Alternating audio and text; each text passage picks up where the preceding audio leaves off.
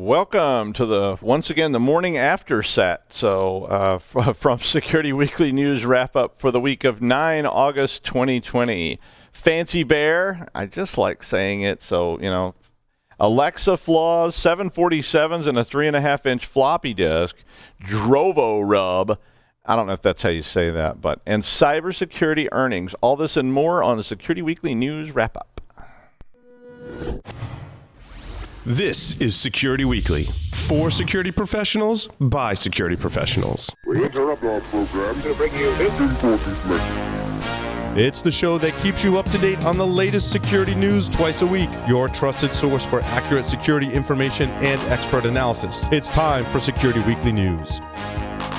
The question is simple. Have any of the systems on my network been compromised? The answer is harder than it should be. Enter AI Hunter. Active Countermeasures has automated and streamlined techniques used by the best pen testers and threat hunters in the industry to create AI Hunter, a network threat hunting solution that does the first pass of a hunt for you to identify systems that are most likely to be compromised and scores the results on a scale from 0 to 100. You can then research those systems in depth with AI Hunter. Focus your valuable time on the systems that need your expertise with AI Hunter. Sign up for a personal demo today at securityweekly.com/ACM. All right, Sad Black Hat and Not DEF CON are over. We didn't get to go to any of those, so everybody was sad, but we did have all the online presence during that, and we did lots and lots of interviews last week. So it was quite busy, despite not actually being in Las Vegas and getting to sit around and smoke cigars and have drinks and all that fun stuff that you get to do in Las Vegas.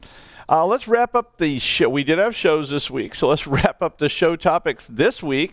On Application Security Weekly number 117, Mike, Matt, and John had an interview with Mike Rothman as a part of the Hacker Summer Camp. Mike is the president of Disrupt Ops, and the topic was about going full DevSecOps in development, something that all of us have been preaching about forever. But there's a lot of issues surrounding that, and they had a lot of discussion about DevOps and what happens and what's necessary if you want to start making those types of moves, which you should be wanting to do. So you probably should check that out. On Business Security Weekly number 182, Paul, Jason, and Matt talked with Drew Cohen, the president and CEO at Masterpiece Solutions. They were talking about cybersecurity challenges in the teleworking world, where we all pretty much reside, and they did cover a lot of top issues about that and so forth. And that one didn't have any notes. So on the Security Weekly News number 55, Jason Woods talked about the cybersecurity skills gap and had he had his comments, which mirrored a lot of my own, and I'm going to talk about that a little bit in a minute as well. On Security and Compliance Weekly number 38, Jeff, John, Josh, and Scott had with Jeanette Manfra, the Global Director of Security and Compliance at Google Cloud. You'd think I could say that by now. She joined the team to talk about compliance without compromise, and they had basically two whole segments about that. The primary focus of this was about government compliance and some of the rigidity and antiquity that's embedded in these sort of fortress mentality at government entities, and how they really need to modernize a lot of those ideas with the advent of the cloud, because the world moves on even if your ideas don't. So it's interesting to hear some people that know a lot about that talking about how those things are going to change and how they need to change if we're going to go forward in some kind of secure manner. On Paul's Security Weekly number 662, Mike Nichols, always a great guest. He was from Elastic, and they had a great segment talking about, Elastic, which is an awesome product. If you haven't looked at that kind of some of those SOC tools, I love Elastic. We use it at one of the clients that I have. Great segment, so it was fun and always a good time. They had the third segment was a pre-recorded segment with Michael Asraf, who is the CEO and co-founder of Vicarious. That session was called Vulnerability Rich and Contextually Blind, and was about reporting and how the reporting communication processes and the reporting tools that you have put more pressure on CIOs and CISOs to try to do their job and deal with all this information. So that was, and of course they had the news segment in the middle because they had it pre-recorded for the third segment. So great show in general. If you were there, you were on the Discord server. I think I was arguing with, I wasn't arguing with Lee. We were just talking about trading places and my probably flawed belief that there's a script error in the last scenes, but I'm not sure. I've got to go back. That's a really old movie. I got to go back and watch it. We were talking about that on there among other things, and COVID hair and all kinds of stuff. So Discord's always fun while the show's going on, but listen to the show as well. So I can do both those things at once. So my favorite threat of the week is going to be back on this cybersecurity skill gap issue. I mean, there was a lot of articles and people talking about this, and Jason was talking about this week, and there was this article that said it was getting worse. And it may be getting worse in terms of the number of people that are going to struggle with this. I think it's always been a problem. I mean, there's always been a skills gap in tech, pretty much since the beginning of time, because one of the biggest challenges is just trying to keep up. Because your job, just like my job and everybody else's job, is that it's always changing. And you don't just get to sit down and every week you file your TPS report, which is one of the reasons we all love the field, because it does change all the time and you don't really have a chance to get bored. But the problem is keeping up with all this stuff. What new products are out there? How do you keep up? How do you learn this new technique? How do you know what all these other people are doing that's going to impact you? So from the CISO level on down to like line techs, the minute you stop, going to classes and stop engaging with that community, you start to fall behind. Python 2 changes to Python 3, but you still got to support Python 2 in the meantime. So some of your employees and you may suddenly need skills updates. At the same time, they got to keep doing their job. And we've always had a shortage of professionals in this field. I mean, ever since the first time I ever heard the term cybersecurity, like back in maybe 2005 or whatever, there was a shortage, and we haven't caught up yet. So training people in the field is difficult because you need them to be working. We're always understaffed, under-budgeted, and of course it's hard to get people in the first place, and not just everyone has a mindset to do it. Big hint, making money is not one of the main traits that I look for in cybersecurity professionals, and I get that a lot from students. Like, I'd like to get in this field because I heard you could make a lot of money. And the minute somebody tells me that, I'm immediately going, oh, this is not what you want to do. Because this is about learning, it's about being engaged. And so you start to get tied into that job, and those critical skills start to wane. And organizations don't always understand, and this definitely goes back to this discussion on Security and Compliance Weekly this week, about going back and having your organization understand the incredibly dynamic world in which we all reside, and that we need to be engaged, not just take some little online training thing once a quarter, but actually how do we not only get skills, keep skills, and then acquire new skills so that we are actually effective. I mean, the military kind of understands that when they think about what a rifleman needs to be able to do. So they're always training. They're always trying to keep reinforcing that. And when new things come along, they're looking at that kind of stuff because they have to face those ever-changing threats out in the field. But it never seems to translate to other areas. I mean, think about the last time you asked for money or time. Time is another one that people want, and you wanted that from your company because you said, I really need to learn about this. That's about the lowest priority thing they're going to have on their plate. And I mean, a lot of companies have tuition, remuneration and all this kind of stuff, but it's a whole different thing when you go to them than just, I want to sign up and get a master's degree, or I want to sign up and take a class. You don't necessarily need to enroll in a master's program to try to stay current, and you might be better off if they gave you the time to sit down and learn Elastic or just explore new options, but you really don't get to do that. I saw the same thing in programming shops where I was managing them. I saw people whose skill sets were limited because they had run out of time, they didn't have the money, or they just, you get locked into that time capsule, and all of a sudden the shop is just sort of locked in. Now, in programming, that was not the end of the world because we didn't change our programming that much. But in cybersecurity, it changes every day. So encourage your employees to stay in the craft. How? Well, stay connected. So be sure you've got a network of people that you talk to or listen to. Start presenting, go to the cons, all these kind of ways that you hear people on the shows say all the time to stay involved and engaged. I mean, just the fact that people are on the Discord server meant that they were talking to other people or listening to a show where people are talking about new things and new techniques. I pretty much learn stuff all the time listening to what other people are saying. I hear people say something, I don't know what it is. I have to go read up on it and try to figure out how that's going to affect what I do and what we teach at school. We had a board meeting just this week to talk to industry professionals about what should we be teaching so we can try to keep our curriculum on top of it. But then you run into the university where curriculum is a 2-year process. And it's like, really? But, you know, your company's probably got the same kind of problem. And then all the news.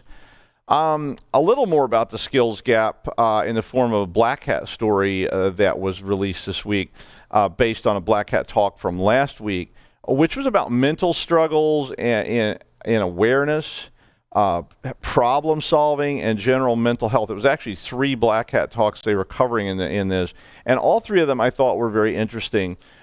Your skills at puzzle solving and thinking outside the box atrophy quickly.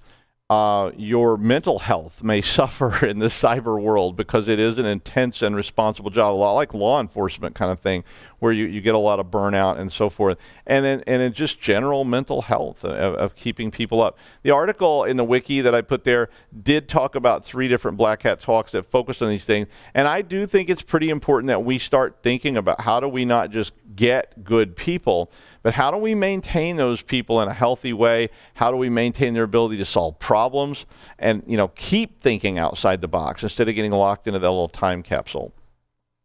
Cybersecurity firms had a strong quarter despite the overall economic chaos that's been going on since back in, you know, February, March of this year. A lot of companies are really struggling right now, and the pandemic is just pounding everybody in terms of revenue. But the shift to remote workers in the second quarter, which was a dramatic change, speaking of mental health of cybersecurity people, but all of a sudden we send everybody home. All this stuff exposed new threat vectors that we hadn't maybe thought about before, and it uncovered a lot of existing weaknesses in our general profile. So all of a sudden there's 10 million middle schoolers sitting at home with nothing to do except maybe explore, companies they'd like to hack. Well, this article that I put up contained a summary of all the ups and downs. I won't go through all the numbers if you're interested in that. They did go through the second quarter with a lot of percentage changes and things like that. But in general, hardware sales and on-premise products had declines because everybody's not on premise at this point. And so a lot of companies strategically thinking about where are we going to be next year? Are we still going to be a remote company? That started pushing everybody into these cloud-based solutions. I know universities have been, pursuing cloud-based solutions, all kinds of things, and probably aren't looking that much at on site. But cloud offering threat intel platforms and consulting had a large jump in demand during the second quarter. So it's good news for all of us. But the pandemic exposed all these problems, created new problems, and all that's good for the security business as everybody scrambles around for protection and insurance from all these threats. At one point in May, someone was able to control 23% of Tor Exit Nodes. This is supposedly, at least I guess documented, the first time anyone had that much control of exit nodes. People taking control of Tor Exit Nodes has been a thing for a long time, but this was the first time that they reported anyone had this much control. That gave your data, so that 23% of the exit nodes gave a chance of about 24% that your data was using one of these controlled exit nodes at that point. Basically what they were doing was they were using the control of the nodes to then conduct HTTP, HTTPS redirects. And by doing that, and I mean, the article does contain a lot of technical detail about exactly what was going on, but it allowed people to examine Bitcoin transactions, which seems to be what they were looking for, and subsequently replace the Bitcoin wallet address with their own. And that meant that people that were conducting transactions over Tor, probably dark web transactions, a lot of them, but didn't have to be, got their Bitcoins redirected to this other site. The nodes got removed by August 8th. So this was back in May, but by August 8th, at least some threat actor, they think it was maybe the same person, was once again in control of about 10% of Tor exit capacity. So basically, you just thought Tor was totally safe and totally anonymous. I couldn't resist this story about voice over LTE, which is called Volte. There's Volte. I don't know if you pronounce it Volt or Volta, but the Volt idea is basically using that LTE service, which replaced 3G, to allow voice communications. Hint, cell phones, and theoretically LTE provides an extra layer of security over the previous 3G world. So in the old days, people used cell scopes, and a cell scope was really like a police scanner, only on the frequency of cell phones. And people built these. I remember some of the first DEF CON stuff, and a lot of stuff that was in Alt 2600 magazine was talking about how to build your own cell scope and what crystals you need to buy and all this stuff to build one. And a lot of early phone hacking stuff revolved around cell scoping phones, which would allow you essentially to find a conversation and listen into it. Later, that, of course, became a federal crime, and today, even owning a cell scope in the United States is a federal crime, and you can go to prison and all those fun things. But it was pretty easy back then to snoop on cell calls. A new technique, which is reported in this article, is called Revolte, which basically uses a software radio, so again, a police scanner type device, to pull in a signal. But now, unlike an old cell scope, which can scan the frequencies and grab things today would only grab encrypted signals, this pulls in a signal from the carrier's base station to the attacker's phone. So both parties have to be on the same cell tower. And that may sound pretty limiting, but cell scopes were very limited in range as well. So if you kind of know where you want to go, you could actually go to a cell phone tower. Now, it takes about $7,000 in equipment, according to this story, to actually do this approach, which, just to point out, is a violation of federal law. So if you're doing this, you are in danger of getting caught and then going to jail. But it's a very interesting story about how you could grab those voice conversations from the cellular data stream and pull it into a phone that's on the same tower. A $7,000 price tag is probably a lot for your average person. That doesn't mean coordinated hacking groups and things may not take advantage of this, because for some of these groups, a $7,000 price tag is not really very much. The location requirement may also limit the number of people who could do this. However, it means that LTE call may not be as secure as you like to think. GRU apparently released a new malware this week called Drovorub, and I apologize to my Russian friends for the pronunciation of this. According to an advisory released by the NSA and the FBI, this was a joint advisory in the United States. This document, which I put a link to on the wiki, claims that the 85th Maine Special Service Center Military Unit, and so there's some other designations, which is also called Fancy Bear, my favorite name of all time, is deploying this Drovorub software. Now, this is designed for Linux systems, so I would presume targeting web server type environments and things like that. The advisory does have all the information. It's a very long document on the malware, but essentially it is a kernel module rootkit which can deploy client-server type environment in the modern command and control model. Obviously, this is a very popular model. We see it with Emotet, TrickBot, all these other kind of tools. The rootkit can actually allow the execution of commands as root on the server. It can port forward traffic. It can download and upload files. It has pretty much all, from what I read, it has all the regular command and control type features that you've come to expect from products like Emotet. Basically, it is a framework, is what I call these things, and it allows you to assemble a command and control server client model, which allows you to exfiltrate data or whatever it is you want to do. And obviously, it allows you to download files onto that environment, which could, of course, include ransomware and other things like that. Apparently, Drovorub means to split wood, or a wedge that you split wood in Russian. I'm not going to attest to the validity of the translation, but that's what the FBI said. So presumably they have somebody who speaks Russian fluently at the FBI or the NSA. I'm sure they probably both have them. So they had different versions of this: wood splitter, splitting wood, or something like that in Russian. So you can figure that one out. A DEF CON video interview from Alex Lomas provided some interesting insight into how you update nav databases on the 747-400 airliner. It used a 3.5-inch floppy disk, which isn't that surprising considering how long it takes to get new airliner hardware approved, because it has weight issues, it has design issues, and it has safety issues. So trying to get new products into airliners is an expensive process, and most 747 fleets are starting to be phased out of service because a lot of those aircraft were built in the 60s and 70s. That nav database gets updated once a month, though. The session did then turn into a lot of questions about hacking the airliner's infrastructure from the passenger seats using all the tools that they put on the airliners now. Microsoft patched 2 0 days this week, CVE 2020-1464 and CVE 2020-1380. Both of those were serious hacks that could allow remote code execution and or privilege hacking from the current user if you can get on the system at the same time. The patch was pretty important. Microsoft did say that both of these were active in the wild, so if you haven't done your patch review this week, you may want to jump on that. Amazon Alexa apparently contains vulnerabilities that could allow someone to collect your address or your banking information. Checkpoint disclosed that the cross-site scripting flaw and another cross-origin resource sharing misconfiguration was found on some subdomains.